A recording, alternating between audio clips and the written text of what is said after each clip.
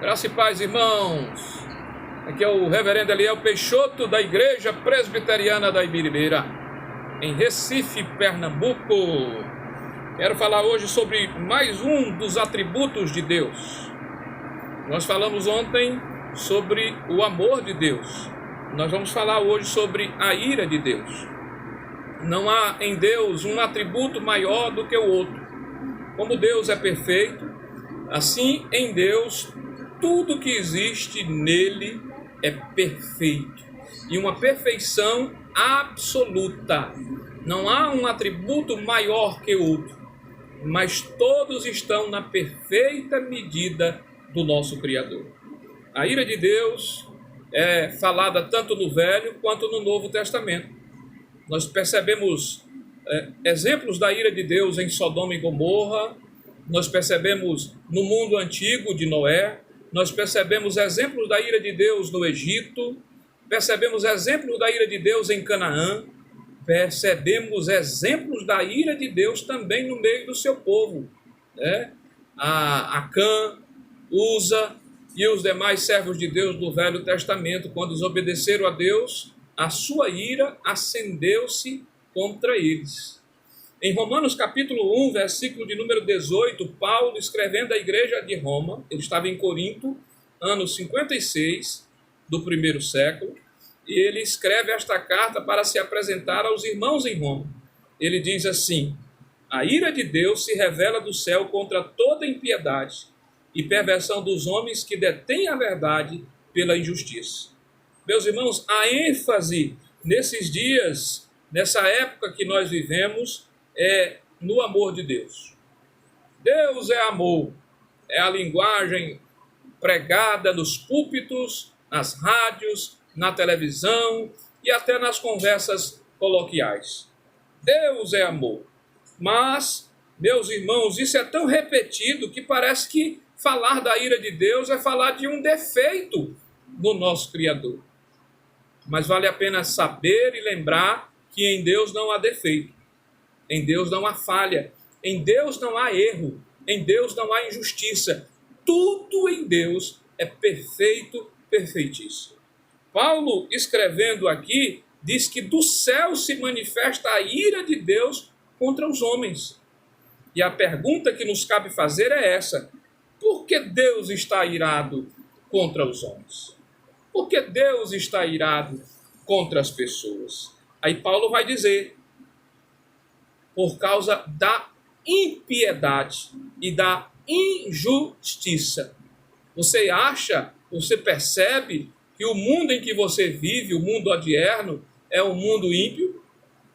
Você percebe, você vê, você consegue enxergar que é um mundo injusto? Pois toda injustiça e toda impiedade provocam a ira de Deus, o desagrado de Deus. Provocam a tristeza no coração de Deus. Deus é o governador deste mundo, mas ele não é apenas o governador deste mundo, ele é o criador deste mundo e a sua criação, o mundo em que nós habitamos, ele governa. E ele estabeleceu leis e colocou leis no coração dos homens e espera que os homens obedeçam às leis que ele implantou em suas consciências, nas suas próprias vidas. O que é impiedade? Impiedade é uma pessoa que exclui Deus da sua vida. Impiedade é uma pessoa que seculariza a vida, de maneira tal que na sua vida e no seu projeto de vida e no seu contexto de vida não há espaço para Deus. Você conhece gente assim? Eu conheço. Eu conheço gente que não lembra de Deus em hipótese alguma. E eu conheço outros que só lembram de Deus quando estão em aflição. As pessoas vivem uma vida de impiedade. Impiedade é não ter espaço na sua consciência para Deus. Impiedade significa não fazer o que Deus nos manda. Deus implantou dentro do coração do homem leis morais, mas os homens suprimem estas leis morais que Deus pôs dentro do seu coração, aquela ideia de certo e de errado. Os homens suprimem isso, os homens viram as costas para isso e desobedecem às leis morais que Deus instituiu dentro deles próprio, mas também desobedecem às leis morais contidas na vontade revelada de Deus, a Bíblia Sagrada. Paulo diz aqui que do céu se manifesta a ira de Deus contra dois tipos de impiedade, de pecado.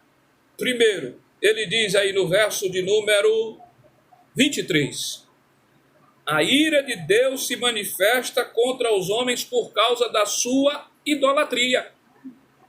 O verso 23 diz que os homens, sabendo que existe Deus, suprime isso em seus corações, transformaram a imagem do Deus eterno, da divindade excelsa, gloriosa, à semelhança de quadrúpedes, répteis e de ídolos inventados por ele mesmo. Sabe o que provoca a ira de Deus, segundo Paulo aqui no verso 23? A idolatria, o culto ao ídolo, o culto a outra criatura. Isso provoca a ira de Deus. Os homens, ao invés de darem glória a Deus, de darem culto a Deus, de darem louvor a Deus, de serem gratos a Deus por tudo que Deus lhes deu, tudo que foi criado, eles criam deuses para si e lhes atribui culto. Lembra do povo de Israel, quando Moisés subiu ao monte e passou 40 dias? O povo ficou tão ansioso, o povo ficou tão agitado, tão frenético, que o povo foi a Arão e pediu para que ele construísse o bezerro de ouro. E quando Arão construiu, o povo diz: eis aqui, ó Israel, o teu Deus. Isso provoca a ira de Deus, a idolatria. No nosso país não é diferente. As pessoas têm ídolos dentro das suas próprias casas, ídolos de gesso, ídolos de pedra, ídolos de barro, ídolos de bronze. As pessoas chegam a dizer a um boneco feio na nossa pátria: aqui é a padroeira do Brasil, esquecendo-se do que a Bíblia diz, que feliz é a nação cujo Deus é o Senhor. A idolatria provoca a ira de Deus e Deus está irado contra a idolatria. Meus irmãos, o hinduísmo moderno, lá na Índia, tem mais de 366 mil deuses. Eles adoram o sapo, eles adoram o rio Ganges, sujo, feio, nojento, fedorento. Eles adoram a rã, eles adoram o macaco, eles adoram a vaca, eles adoram, meus irmãos, a cobra naja. Isso provoca a ira de Deus. Mas há uma segunda coisa que provoca a ira de Deus. Deus está irado, em segundo lugar, contra toda imoralidade. Você quer ver imoralidade? Olhe para o carnaval. Olhe como os homens fazem no carnaval quando seus apetites sexuais estão à flor da pele. Como eles desdenham do Criador, como eles desdenham de Deus, como eles lhes desobedecem às ordens. Você quer ver imoralidade? Olhe para os nossos tribunais legitimando o homossexualismo, o lesbianismo. Você quer ver imoralidade e impiedade? Olhe para os abortos. Somente na Califórnia, 5 milhões de abortos são praticados todos os anos. Você quer ver imoralidade? Olhe para o nosso país, veja as injustiças sociais. Os nossos políticos, meus irmãos, são tão terríveis, tão malvados, tão ímpios, que eles se aproveitam desta pandemia para roubar o erário público, para roubar o povo. Eu tenho colegas aqui do Recife, irmãos queridos, que morreram porque não tinham máscaras para se protegerem do coronavírus. Aqui no Recife, você quer ver impiedade? Olhe para as nossas prisões, olhe para os nossos hospitais, olhe para a nossa justiça, olhe para o STF. Você quer ver impiedade? Olhe para você mesmo. Veja que na nossa nação nós chamamos o mal de bem e o bem nós chamamos mal. A impiedade, ela graça as nossas vidas e as nossas nações e as nossas cidades. O homem está mais mau, mais ímpio, mais perverso. Mata-se hoje, como eu fiquei sabendo um dia desse, por R$1. mata-se por uma moeda de real. Você quer ver impiedade? Olhe para os pecados da sua própria natureza. Olhe para as blasfêmias que fizeram no último carnaval com objetos sagrados, enfiaram no seu ânus crucifixos. Você quer ver impiedade? Olhe para o homem moderno que justifica os seus erros, o seu homossexualismo, o seu lesbianismo, dizendo que Deus é amor. A Bíblia diz que Deus está irado contra essas coisas. Mas em terceiro lugar, como fazer para fugir da ira de Deus? Em João, Evangelho de João, capítulo 3, versículo 36, nosso Senhor diz: aquele que crê no Filho tem a vida eterna. Aquele que não crê no Filho não verá a vida, mas sobre ele permanece a ira de Deus. Quem crê em Jesus Cristo tem vida eterna. Mas quem não crê em Jesus Cristo, sobre ele permanece a ira de Deus, porque Deus está irado com o homem pecador. A Bíblia diz no Salmo capítulo 7, verso 8, que Deus é um Deus que se ira todos os dias contra as injustiças humanas.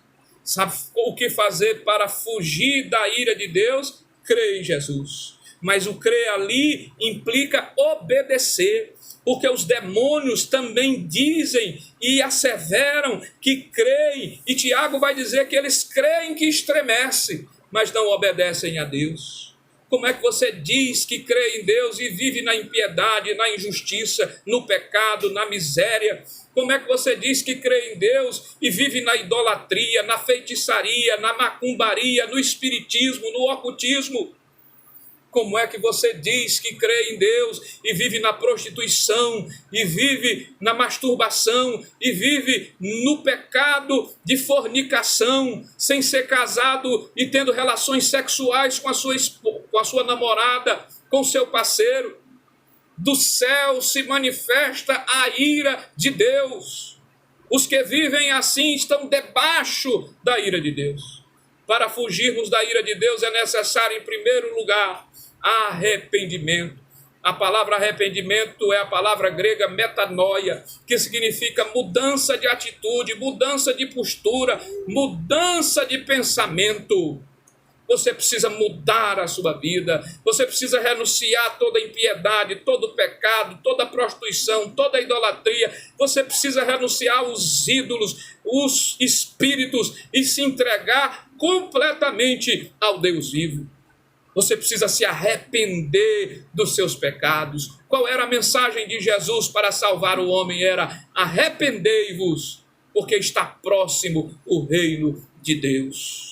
Em segundo lugar, você precisa exercer fé verdadeira. Jesus diz: quem crê no Filho tem vida eterna. Você precisa exercer uma fé verdadeira, uma fé que te traz santidade, que te traz obediência, uma fé que te faz amar Jesus, uma fé que te faz conhecê-lo cada dia e cada dia mais na tua experiência de vida. Você precisa ter uma fé verdadeira no Salvador. Você quer se livrar da ira vindoura? E a ira vindoura é inferno, é lago de fogo e enxofre, a saber, a segunda morte. O inferno foi criado para o diabo e os seus anjos, mas os homens que vivem na impiedade, na injustiça, no pecado, na idolatria, na imoralidade, serão lançados de pronto no inferno.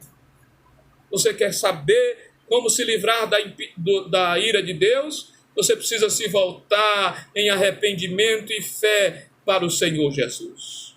O apóstolo Paulo diz lá em Tessalonicenses, 1 Tessalonicenses capítulo 1, versos 5 a 8, não nos destinou Deus para a ira, mas para a vida eterna. Ele estava escrevendo para a igreja de Tessalônica. Ele estava dizendo dos versos, antes do verso 5, o 4, o 3, o 2 e o 1, que aqueles irmãos tinham fé verdadeira em Jesus, que o exemplo dele era visto em toda a região da Macedônia e Acaia. Ele estava dizendo: vocês foram destinados para a vida eterna. Se você quer ser destinado para a vida eterna, se arrependa dos seus pecados. Se converta de todo o seu coração ao Deus vivo, porque o Senhor Deus é um Deus santo, justo, perfeito. Ele não inocenta o culpado, mas aquele que vai a Ele em fé e arrependimento, de maneira nenhuma Ele lançará fora. Arrependei-vos, diz a palavra de Deus, e credes no Evangelho, e os vossos pecados serão cancelados. Que Deus nos abençoe, que Deus aplique esta palavra em nossos corações. Deus abençoe você, em nome de Jesus. Aqui é o reverendo Eliel Peixoto, eu sou pastor da Igreja Presbiteriana da Ibiribeira.